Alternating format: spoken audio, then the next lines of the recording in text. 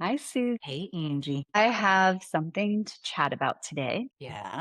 So, just to frame this, just as a moment in time, it's March 11th, 2026. 26th. And there's a lot going on in the world right now. And, I want to bring that up not for the purpose of talking about, the substance of what's going on, though it's really important. And I encourage people to talk about the substance and, really like take care of themselves and their feelings. But the topic that it brought to mind for me is as a helping professional, how do we work with people on their day to day things like goals or accomplishments or something that they are dealing with in the midst of the broader things going on in the world? Because it is something to contend with. And, I wanted to bring this up because I don't want anything that we put out as SEAR to appear tone deaf, or like any kind of bypassing of anything. So I wanted to acknowledge that we do continue to do our job in the midst of the world doing what it's doing and everyone doing what they're doing inside of the world. And it's like, okay, how do we do that? And how do we do it responsibly? What is our framing of it? So it's a bigger topic. I feel like it's a heavier topic, but I think it's an important one. What do you think about that for today? Yeah. I was thinking too, just to add another, maybe a small little layer on top of that is yes, right now, a lot of people are, including us, are feeling that heightened sense of chaos, possibly. And maybe some people aren't, right? And maybe some people are devastated, or some people think that the war is necessary. So we're not really here to say that who's right or wrong or anything like that. But we're just, or, what I wanted to talk about too was we're here because of regardless of what, like why your world feels turbulent, what do you do with that as a coach? Right. So even pre war, I was thinking about this. I had three funerals to go to since September of 2025. And they were all like three different incidents. And I was like, that felt kind of turbulent at that time too. I think this is kind of what you're saying too, Angie. It's just like state of the world, outside world, your world, whatever. How do you show up then as a coach? Yeah, perfect. I love that addition. We both coached all through COVID too. That was another time that was like, what are we doing? How are we handling? How are we supporting people? It felt extra turbulent. And I would say, I might be biased, but I think in times like this, the helpers are really needed. Yep. And so this hopefully is a conversation that can help helpers to um, orient themselves, be grounded, because I think there's two layers. There's like one, how are you helping your people in the middle of all this? But then there's also like, how are you taking care of yourself in the middle of whatever you have going on? Whether, like you're saying, Susie, it's right now feels really turbulent, or there was a different time. If this time doesn't feel turbulent for you, you probably will have a time that will. And so, how do you function inside of that? Yeah. And the truth is, I mean, we coaches and helping professionals we're not immune to the world, and we're not going to pretend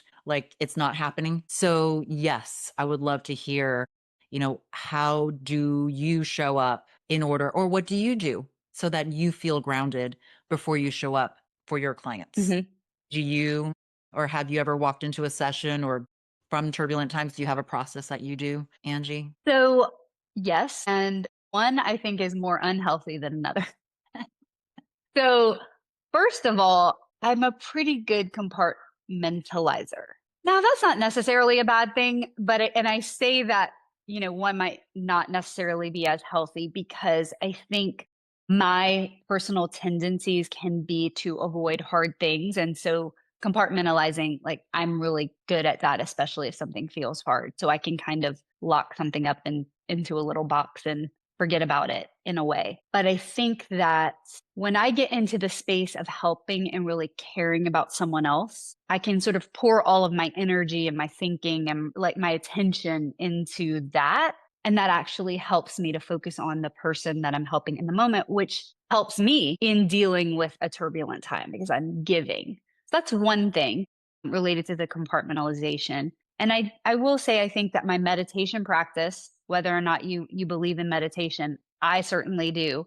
I would recommend it. I learn a lot from the person that I follow right now. I was introduced to David G by Jiva Smith, and he really talks a lot, or what I've taken from his teaching is we can be responsible and change what's going on inside of us, and that's kind of like then we go from there. And so being able to be in a place where I'm sort of calming myself helps when I'm encountering like outside turbulence. It helps with inside turbulence, but it also helps with outside turbulence. And then I think it also allows you to show up as a more steady helper to someone else. So I would say pouring into helping, which leads into my compartmentalization, skill, and really paying attention to how am I calming my inner turbulence. And for me, that's meditation.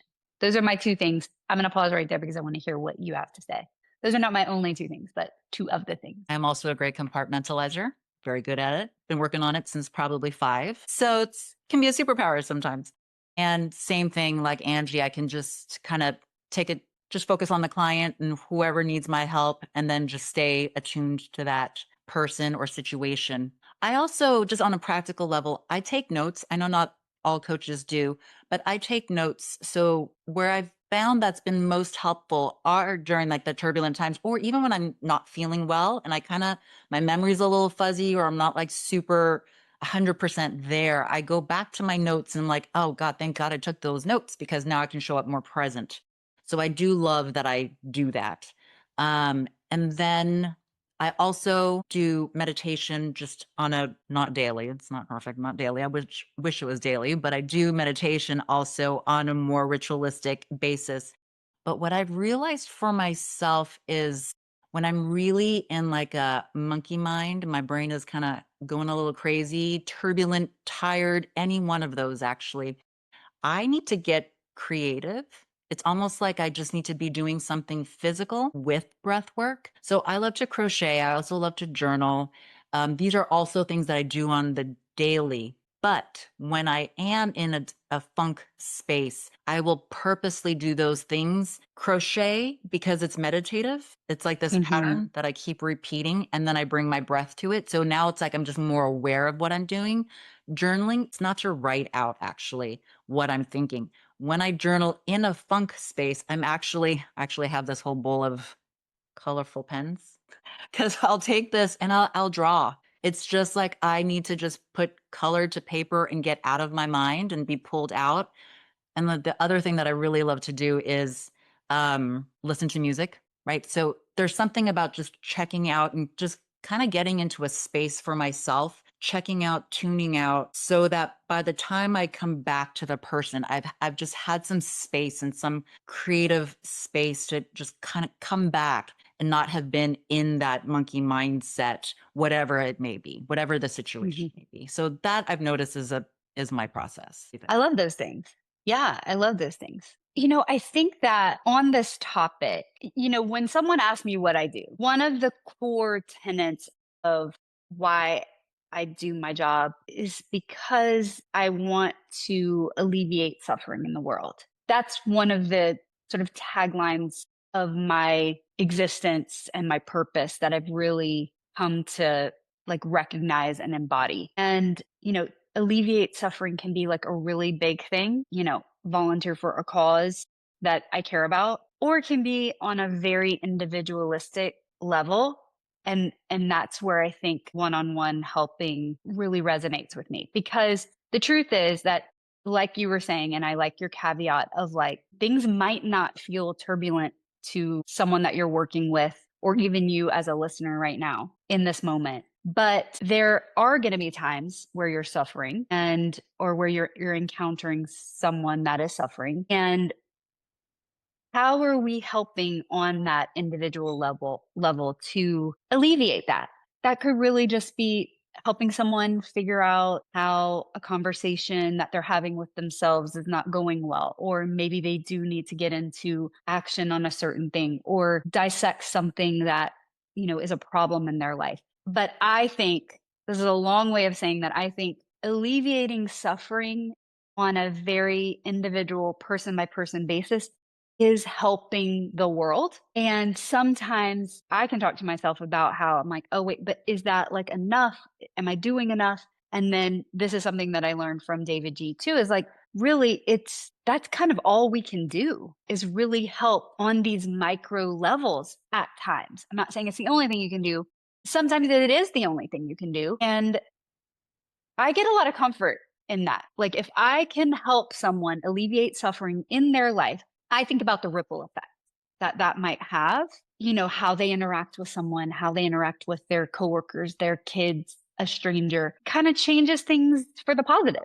What do you think about that? Absolutely. Yeah. I mean, yes, that's definitely how I see what I do, right? Making the small shifts. And I keep coming back just to conversations, and like people actually are coming to us because they want to either alleviate suffering, go for something that their heart is truly desiring, clear up something. But no matter what, it seems to, it's typically around alleviating suffering somehow, right? It's tied into that. So it feels it feels, I really love what we do because of that, right?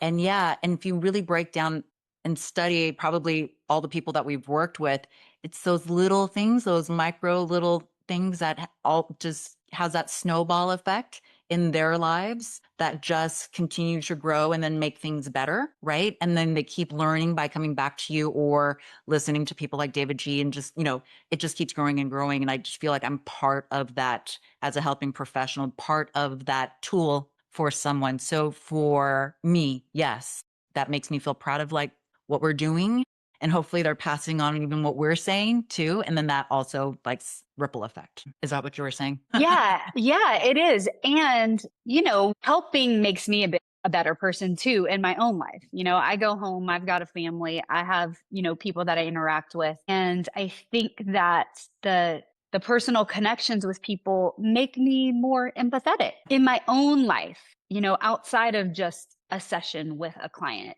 And so I think I get something too when I'm helping. I mean, it's one of the reasons why people are encouraged to help others because it's actually good for us too. And I think, especially in turbulent, personal turbulent times, that can also be a benefit to us as helpers, which is great. Absolutely. Yeah, and also, like I was saying at the beginning, and what Angie has repeated is, it may not be a turbulent time for you, or maybe you never like have to deal with what your client is going through, but it does make us more empathetic, right? Because we're like, wow, I didn't really even realize you could see it from that angle, or that people go through this sort of thing. And that even helps me with another client as well, or other people in my life. And so it's just another way of, I'm going to say it again, I just feel very lucky in what we do, because we get to see so many different facets of the way people live and the way people do things and the way people suffer and the way people are happy, that we get to keep passing forward as well. And yes, and that makes I feel like my family lucky, my friends, because I just feel like I don't know if you feel this way too, but I do feel like more open to so many more different topics, just because I do hear things from so many different angles as well. And Yeah, again, in turbulent times, it's like, wow, you know what? I see you. And I think yeah, that that's like another, as the helping professional, because you get to see all the different angles. That is a tool. I agree. I agree. I think another thing that as a younger coach, I know I had to learn is it's okay to acknowledge when something is hard, whether something personally for you is hard or heavy. Not that you're going to make your work with your client all about you, but not to feel like, well, I've got to show up and not acknowledge what's going on.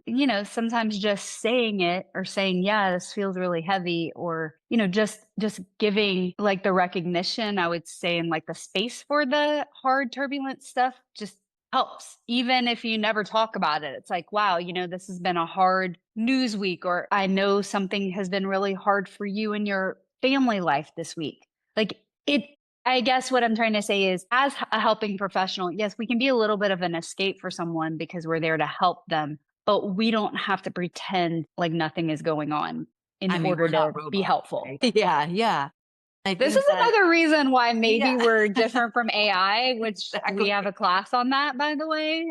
Yeah. And I mean, I think it really is because this is the human connection part, right? Like, of course I'm feeling it too. Of course, if something happens to my family, it's in my space as well. And I might share some of that as long as the session isn't about me, right? It's not that. It's just what's I'm human and I also go through things too. And I really feel like when I do share these moments in my life with my clients, I'm not doing it in a manipulative way, but we're connecting. Like, dude, I go through stuff too, right? And I'm in the middle of my own stuff. But as someone who's been doing this for a long time, and even if it's not a long time, you have tools that you're using and you can tell your clients that as well, right? So it just humanizes you. And I think that makes it actually better. I agree. I agree. Well, thanks for exploring this with me because I think it's worth acknowledging. And, I want to acknowledge all the helpers because at all times we're needed.